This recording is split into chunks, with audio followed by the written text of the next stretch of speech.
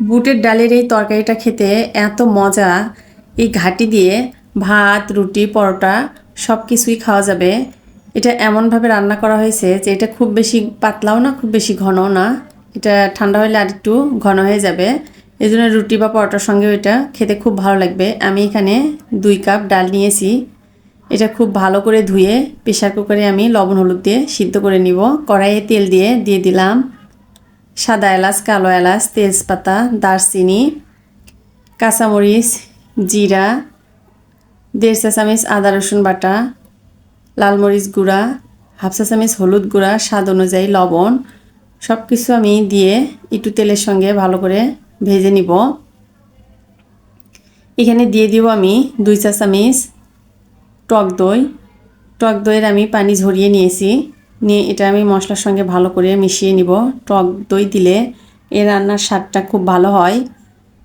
মশলার উপরে যখন তেল উঠে আসবে, এখানে আমি দিয়ে দিব সামান্য পরিমাণ গরম পানি।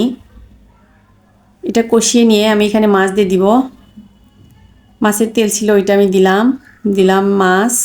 এটা দিয়ে আমি একটু ভালো করে একটু কষিয়ে নিব। কষিয়ে নিয়ে যখন ওপরে তেল উঠে আসবে, এই সময় আমি দিয়ে দিব সিদ্ধ করা বুট। এই বুটটা দিয়ে আমি বেশ কিছুক্ষণ মাছের সঙ্গে কষিয়ে নিব। এখানে এখনই আমি কোনো পানি দিব না, ভালো করে কষিয়ে নিব। কষিয়ে নিয়ে যখন একটু শুকনো শুকনো হয়ে যাবে, তখন আমি এখানে দিয়ে দিব গরম পানি। এই গরম পানিটা দিয়ে আমি আবারও বেশ কিছুক্ষণ কষিয়ে নিব। ডালটা যেহেতু সিদ্ধ করা, খুব বেশি সময় লাগবে না, অল্প সময়ে হয়ে যাবে। এটা আমি ভালো করে কষিয়ে নিয়েছি। ডালের পানিটা যখন একবারে শুকিয়ে আসবে, তখন আমি যে পরিমাণে ঝোল রাখবো ওই পরিমাণে আমি এখানে পানি দিব। আপনারা চাইলে ঘোটনা দিয়ে এটা ঘেটে নিতে পারেন। আমি ডাল ঘোটনা দিয়ে এটা ঘেটে নিইনি। এটা নাড়তে নাড়তেই এমনিতেই পুরোটা গলে গিয়েছে। আমি প্রেসার কুকারে 5টা সিটি দিয়ে কিছুক্ষণ রেখে দিয়েছিলাম। ভাপটা যখন বের হয়ে গেছে, তখন আমি ডালটা বের করে নিয়েছি। এই জন্য ডালটা খুব নরম হয়েছে। এই জন্য ঘোটনা দিয়ে ঘাটার আর প্রয়োজন হয় নাই। আমি এখানে ঝোলের জন্য পানি দিয়ে দিলাম। যতটুকু পরিমাণ ঝোল রাখবো ওই পরিমাণ এখানে আমি পানি দিয়ে দিলাম। নামানোর আগে দিয়ে দিব 1 চা চামচ গরম মশলা গুঁড়া। এটা দিয়ে আমি একটু 1 মিনিটের মতো নেড়ে নিব। ডালে বাগার দেওয়ার জন্য তেলে দিয়ে দিব কয়েকটা শুকনো মরিচ মাঝখান দিয়ে আমি কেটে নিয়েছি। দিয়ে দিলাম একটা তেজপাতা আর বেশ কিছু রসুন কুচি। একটু রসুন কুচি বেশি পরিমাণ দিলেই খেতে ভালো লাগে। এটা একটু হালকা কালার আসলে দিয়ে দিব পেঁয়াজ কুচি।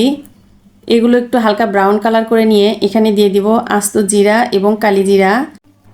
এগুলো ব্রাউন কালার করে আমি ভেজে নিব। নিয়ে ডালের ভিতরে দিয়ে দিব। এই ডালে বাগার দিলে খেতে খুব ভালো লাগে, সুন্দর একটা স্মেল আসে, এই জন্য ডালটা খেতে ভালো লাগে।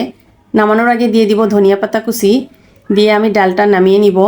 আমার রান্নাগুলো যদি আপনাদের ভালো লাগে, প্লিজ লাইক কমেন্ট শেয়ার করবেন। যারা ইউটিউব থেকে দেখছেন আমার ইউটিউব চ্যানেলটা সাবস্ক্রাইব করে রাখবেন। আর যারা ফেসবুক থেকে দেখছেন আমার ফেসবুক পেজটা ফলো দিয়ে রাখবেন। সবাই ভালো থাকবেন। আল্লাহ হাফেজ।